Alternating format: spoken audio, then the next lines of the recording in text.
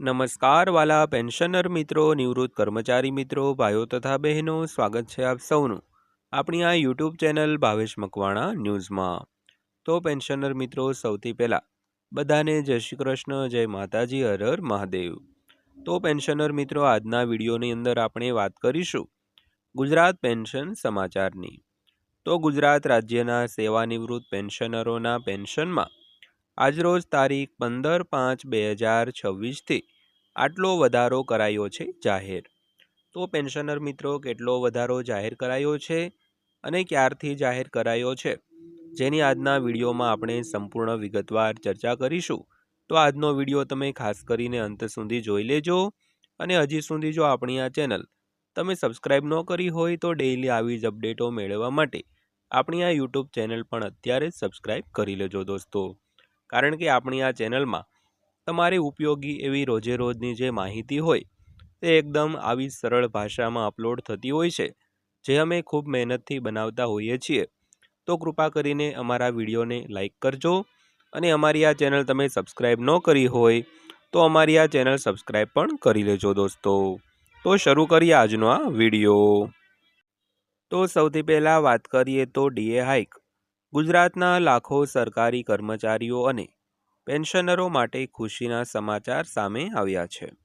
તો રાજ્ય સરકારે કર્મચારીઓને મોંઘવારી ભથ્થા એટલે કે ડીએમાં વધારો કરવાની જાહેરાત કરી છે। તો ગુજરાત સરકારે કર્મચારીઓ માટે મોંઘવારી ભથ્થામાં 2%નો વધારો જાહેર કર્યો છે। તો આ સાથે હવે મોંઘવારી ભથ્થું 60%એ પહોંચી ગયું છે મિત્રો। તો ખાસ કરીને ગુજરાત સરકારના જે લાખો કર્મચારીઓ અને પેન્શનરો માટે સરકારે મોંઘવારી ભથ્થામાં વધારો જાહેર કરી દીધો છે અને રાજ્ય સરકારે કર્મચારીઓને મોંઘવારી ભથ્થામાં વધારો કરવાની જાહેરાત પણ હવે કરી દીધી છે। તો ગુજરાત સરકારે કર્મચારીઓ માટે મોંઘવારી ભથ્થામાં 2%નો વધારો કર્યો છે અને આ સાથે હવે મોંઘવારી ભથ્થું છે તે 60%એ પહોંચી ગયું છે દોસ્તો।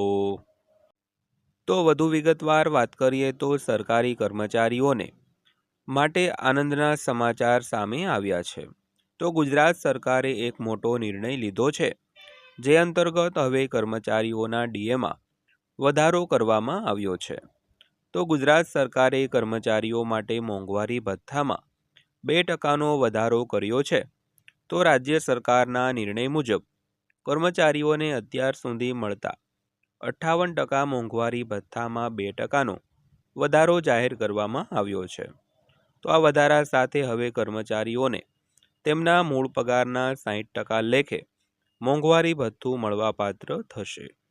તો આ નિર્ણયથી રાજ્યના લાખો પરિવારોની આવકમાં સીધો વધારો જોવા મળશે દોસ્તો। તો ખાસ કરીને ગુજરાત સરકારે જે પોતાના કર્મચારીઓ અને પેન્શનરો છે તેમના મોંઘવારી ભથ્થામાં 2%નો વધારો કરીને મોંઘવારી ભથ્થું હવે 60%એ પહોંચાડી દીધું છે અને તેને લીધે લાખો પરિવારોની આવકમાં સીધો જ વધારો જોવા મળશે દોસ્તો। તો વધુમાં વાત કરીએ તો સરકારના જણાવ્યા અનુસાર મોંઘવારી ભથ્થાનો આ વધારો 1 જાન્યુઆરી 2026થી અમલી ગણવામાં આવશે। તો આનો અર્થ એ છે કે કર્મચારીઓને જાન્યુઆરીથી એપ્રિલ સુધી છેલ્લા 4 મહિનાનું બાકી નીકળતું મોંઘવારી ભથ્થું પણ તફાવતની રકમ તરીકે ચૂકવવામાં આવશે। તો જાન્યુઆરી 2026થી એપ્રિલ 2026 સુધીની રકમની ચૂકવણી ઠરાવ પ્રસિદ્ધ થયા બાદ મે માસના પગારની સાથે એટલે કે જૂન 2026માં એક સાથે રોકડમાં કરી દેવામાં આવશે। તો આ સાથે જ રાજ્યના નિવૃત્ત પેન્શનરોને પણ આ વધારાનો લાભ સમાન ધોરણે મળવાપાત્ર રહેશે દોસ્તો। તો ખાસ કરીને સરકારે તેમ જણાવ્યું હતું કે મોંઘવારી ભથ્થાનો આ વધારો છે તે 1 જાન્યુઆરી 2026થી અમલી ગણવામાં આવશે અને આનો અર્થ એ છે કે કર્મચારીઓને જાન્યુઆરીથી એપ્રિલ સુધી એમ છેલ્લા 4 મહિનાનું બાકી નીકળતું મોંઘવારી ભથ્થું એટલે કે ડીએ એરિયર્સ પણ તેની તફાવતની રકમ તરીકે ચૂકવવામાં આવશે, જે જાન્યુઆરીથી 2026થી એપ્રિલ 2026 સુધીની રકમની ચૂકવણી ઠરાવ પ્રસિદ્ધ થયા બાદ મે માસનું જે પગાર અને પેન્શન આવે એટલે કે જૂન મહિનામાં મે માસનું પગાર પેન્શન આવે તેની સાથે રોકડમાં કરી દેવામાં આવશે। તો આ સાથે જ રાજ્યના નિવૃત્ત પેન્શનરોને પણ આ વધારાનો લાભ છે તે સમાન ધોરણે મળવાપાત્ર થશે દોસ્તો.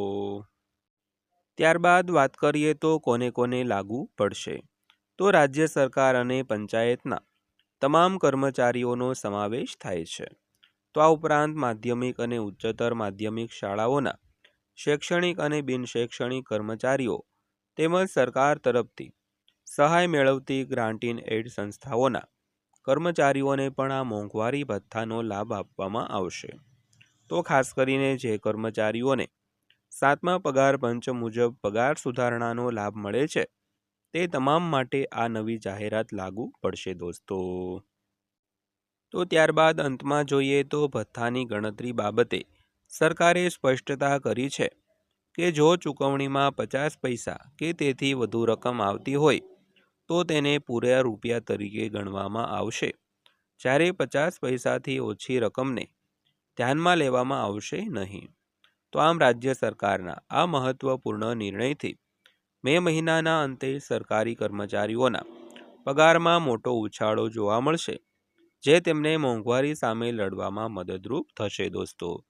તો પેન્શનર મિત્રો, આ હતી આજની માહિતી પસંદ આવી હોય, વિડીયો સારો લાગ્યો હોય તો વિડીયોને એક લાઇક કરજો અને આવા જ વિડીયો રોજે રોજ જોવા માટે આપણી આ ચેનલ સબસ્ક્રાઈબ કરી લેજો. તો ફરીવાર પાછા મળીશું એક નવા વિડીયો સાથે, નવી માહિતી સાથે. ત્યાં સુધી સૌને જય હિન્દ, વંદે માતરમ.